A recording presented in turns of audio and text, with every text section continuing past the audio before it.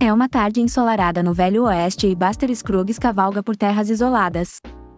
Ele parece um alegre cowboy cantor, mas a verdade é que ele é o atirador mais perigoso da área e há uma grande recompensa por sua cabeça. Durante suas viagens, ele encontra uma cantina onde para tomar um drink. No entanto, o barman se recusa a vender o uísque para ele porque é uma bebida proibida e, portanto, apenas bandidos serão servidos. Buster tenta explicar que não deve ser julgado com base em sua aparência limpa e comportamento alegre porque ele também é um fora da lei, mas ninguém acredita nele, e um cowboy está até pronto para lutar para expulsá-lo. Este cowboy acaba se arrependendo rapidamente de ter subestimado seu inimigo porque Buster é incrivelmente rápido e saca sua arma em um segundo para atirar em todas as pessoas da cantina. Depois disso, Buster viaja um pouco mais até chegar a Frenchman's Gulch, uma cidade que ele nunca visitou antes.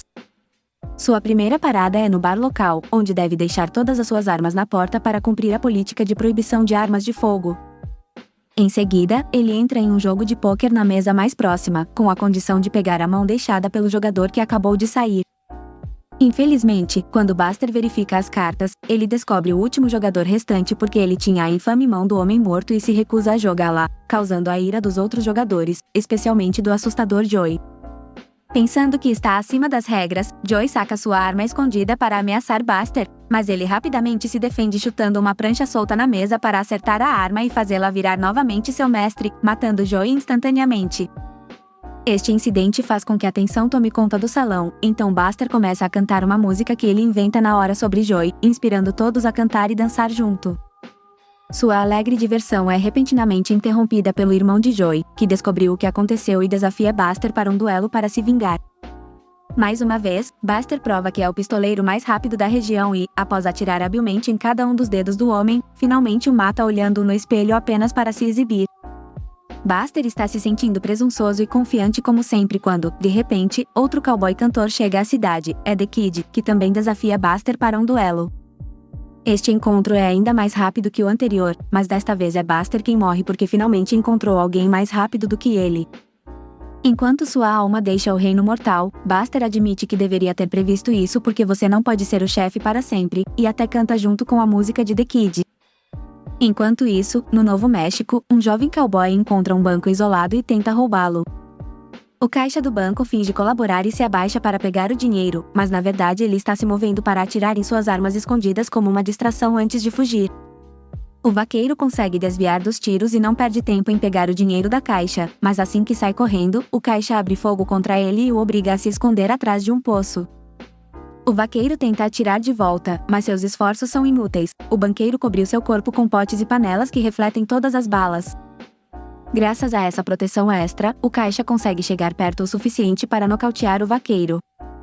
Quando o vaqueiro acorda horas depois, encontra-se amarrado a uma árvore e com as mãos amarradas à sela de seu cavalo. Acontece que um pelotão já o considerou culpado e o sentenciou à morte, então esta é a chance do cowboy dizer suas últimas palavras. Antes que o cowboy pudesse dizer qualquer coisa, porém, eles são emboscados por um bando de guerreiros Comanche que rapidamente matam todo o pelotão, mas deixam o cowboy em seu cavalo, pensando que seria engraçado para ele sofrer lentamente. O vaqueiro passa algumas horas em seu cavalo tentando ao máximo evitar que o animal se mova demais e provoque sua morte. Por fim, o vaqueiro finalmente tem sorte e é encontrado por um tropeiro, que o liberta atirando na corda e permite que ele cavalgue com ele por segurança. Nem uma hora se passa antes que o vaqueiro descubra que não tem tanta sorte quanto pensava. O tropeiro é na verdade um ladrão e quando outro pelotão os encontra ele foge enquanto o vaqueiro é preso novamente. Momentos depois, o vaqueiro é levado para a cidade onde é considerado culpado pelo juiz e enviado para a forca. Enquanto espera pelo fim, ele se concentra em olhar para uma jovem no meio da multidão para que a última coisa que veja antes da morte seja uma bela visão. Não muito longe dali, um velho empresário viaja com Harrison, um jovem sem braços nem pernas, mas com uma voz muito bonita que usa para recitar clássicos de Shakespeare e Lincoln, entre outros. A carroça em que viajam se torna um palco toda vez que param em uma cidade e, enquanto Harrison recita seus clássicos, o empresário arrecada dinheiro com o público. Ele também é responsável por alimentar Harrison, colocar sua maquiagem e até mesmo ajudá-lo a se aliviar. É uma vida muito frustrante e triste, e o empresário fica cada dia mais cansado de Harrison. Quando eles visitam casas obscenas, o empresário nem se preocupa em pagar uma garota para Harrison também. Ele o deixa no mesmo quarto e o vira enquanto ele se diverte. Isso significa que Harrison ainda tem que ouvir tudo. Quanto mais eles viajam pelas remotas cidades montanhosas, menos interessado o público fica em seu pequeno show e eles mal ganham dinheiro. Uma noite, o empresário percebe que sua audiência é pequena porque uma carroça diferente chama a atenção de todos. O corvo está torcendo por uma galinha que sabe fazer somas e subtrações básicas bicando alguns números pintados. Vendo uma oportunidade, o empresário decide comprar o frango, e cuida dele com todo o cuidado que oferece a Harrison, que começa a ficar preocupado com o que vem a seguir. No dia seguinte, o empresário para a carroça perto de uma ponte e testa a profundidade do rio que corre por baixo, jogando uma grande pedra na água. Os resultados são exatamente o que ele precisa e, momentos depois, o empresário está de volta à estrada com apenas a galinha como passageira na carroça porque Harrison também foi empurrado para o rio. Por falar em rios, há um que desce uma montanha onde um garimpeiro grisalho chegou em busca de ouro. A princípio, sua panela só pega minúsculos pontinhos de ouro, mas contando a quantidade a cada vez que o garimpeiro segue a trilha de onde deveria estar cavando para encontrar a fonte.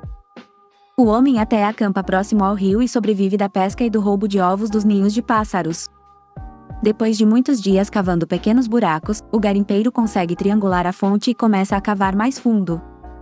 Seus cálculos acabam sendo perfeitos e ele finalmente consegue encontrar um grande veio de ouro que o deixará rico, mas infelizmente não há tempo para comemorar. Um jovem que estava perseguindo o garimpeiro se aproxima e atira nele. Após fazer um cigarro para comemorar, o jovem pula no buraco para retirar o corpo e acaba sendo emboscado pelo garimpeiro, que estava apenas se fingindo de morto. O velho luta com o cara pela arma e o mata, depois verifica o corpo e confirma que foi um tiro certeiro, saiu pelas costas e não acertou nada importante. Depois de enfaixar o ferimento, o garimpeiro termina de garimpar o ouro, enterra o jovem no buraco e sai do vale a cavalo carregando sua nova fortuna. Nesse ínterim, os irmãos Alice e Gilbert se juntaram a um vagão que está cruzando a trilha do Oregon. Gilbert não é exatamente um bom empresário, mas afirma ter contatado um novo parceiro de negócios que está disposto a se casar com sua irmã quando chegarem ao Oregon. Viajando com eles está o cachorro de Gilbert, o presidente Pearce, que é considerado extremamente irritante pelo resto dos viajantes por causa de seus latidos constantes. Pouco depois do início da viagem, Gilbert tem um violento ataque de tosse e morre do que parece ser cólera. Os líderes do vagão, Billy e Arthur, ajudam Alice a enterrá-lo depois que perguntam se ela quer continuar viajando com eles ou voltará para casa. Percebendo que não tem para onde voltar, Alice aceita ficar com eles para encontrar sua sorte no Oregon. No dia seguinte, Alice recebe mais más notícias. O menino que Gilbert contratou para conduzir a carroça afirma que lhe foi prometido um salário de $400 e espera que a primeira metade seja paga quando chegarem à metade do caminho. Alice não tem dinheiro e se seu irmão tinha algum, foi deixado em seu casaco, que agora está enterrado com ele. É muito longe para voltar agora, então Alice pede conselhos a Arthur e Billy, e os homens apontam que o salário é insano, definitivamente mais alto do que o normal. Alice acha que é culpa de Gilbert ser um péssimo homem de negócios, mas Billy acha que o menino pode estar mentindo, então ele a aconselha a ignorá-lo por enquanto e quando eles chegarem à metade do caminho, ele tentará assustá-lo para que confesse a verdade. Como o presidente Pearce continua sendo reclamado e Alice não quer assumir a responsabilidade por ele porque ele não é dela, Gilbert também ajuda a dela a se livrar do cachorro levando-o para o meio do vale e assustando-o com um tiro no céu. A viagem continua sem problemas, e Alice e Billy passam algum tempo juntos, descobrindo que concordam em muitas filosofias. Quando o garoto contratado pede a confirmação de seu pagamento, Billy tenta falar com ele e não consegue, então oferece uma alternativa a Alice. Como ele está pensando em se aposentar do vagão há um tempo, ele pede Alice em casamento, que maneira que ele possa assumir a dívida de Gilbert e construir uma casa com uma família adequada.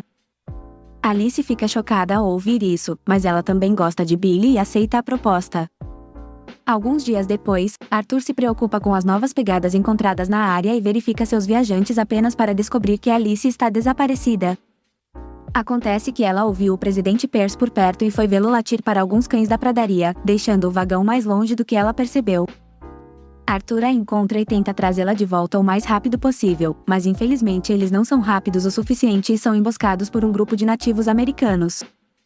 Como ele tem duas armas, Arthur usa uma para se defender e dá a outra para Alice, incitando-a a acabar com as coisas por si mesma se ele for morto porque a morte é preferível a ser capturada pelos nativos, que a submeteriam a terríveis e dolorosos castigos. Arthur na verdade é um pistoleiro bastante habilidoso e consegue assustar os índios com tiros certeiros, mas quando pensa que tudo acabou, um guerreiro o pega de surpresa e o faz cair com um golpe rápido. Fingindo estar inconsciente, Arthur espera que o nativo americano se aproxime e atira nele antes de voltar para o lado de Alice apenas para descobrir a pior notícia. Ela também pensou que ele estava morto e usou a pistola exatamente como ele mandou.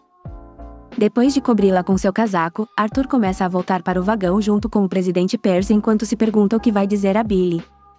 Em uma estrada diferente, 5 pessoas viajam em uma diligência para Fort Morgan. Depois de cantar durante a maior parte da viagem, o que irrita todos a bordo, Tigpen explica que ele e seu parceiro Clarence costumam fazer esse trajeto enquanto transportam cargas, aludindo a algo no teto da carruagem sem especificar o que é. Agora que Tigpen finalmente parou de cantar, uma conversa começa entre os viajantes, levando o caçador de peles a falar sobre seu relacionamento anterior com uma mulher Hank Papa que floresceu mesmo que eles não falassem a língua um do outro porque ele acha que todas as pessoas são iguais em suas necessidades básicas. Lady Bettyman, uma cristã devota, fica ofendida com essa ideia e lembra a todos que existem apenas 2 tipos de pessoas, as boas e as pecadoras. Isso desencadeia uma discussão sobre a natureza humana que também é acompanhada pelo francês René, mas Tigpen e Clarence apenas fazem um comentário aqui e ali, preferindo assistir com diversão. Quando René questiona se Lady Bettyman permaneceu leal ao marido enquanto viviam separados por alguns anos, Lady Bettyman fica tão indignada que fica apoplética. Colocando a cabeça para fora da janela, René tenta pedir ao motorista que pare o ônibus sem sucesso, levando Tigpen a explicar que a política da empresa não permite que o ônibus pare por qualquer motivo. Para acalmar Lady Bettyman, Clarence decide cantar uma canção folclórica agridoce, que ajuda a mulher com sucesso, mas também faz Tigpen chorar. Curioso sobre esses homens misteriosos, o caçador os faz explicar qual é exatamente o seu negócio, e Tigpen revela que eles são caçadores de recompensas. Seu trabalho em equipe é infalível. Tigpen distrai seu alvo com histórias enquanto Clarence rapidamente os bate. Tigpen também confessa que adora vê-los morrer porque há algo de belo nas expressões de seus alvos. Ouvir isso obviamente assusta os outros 3 passageiros, que agora estão com medo do que os espera em seu destino. Assim que o ônibus chega a Fort Morgan, Tigpen e Clarence pegam sua carga, que acaba sendo um corpo, e entram no hotel onde todos estão hospedados. René, Lady Bettyman e o caçador demoram mais para desembarcar, sentindo-se cautelosos e com medo, mas acabam entrando no hotel também e René fecha a porta atrás de si ao ver o treinador partir, percebendo que não haverá saída se precisarem disto.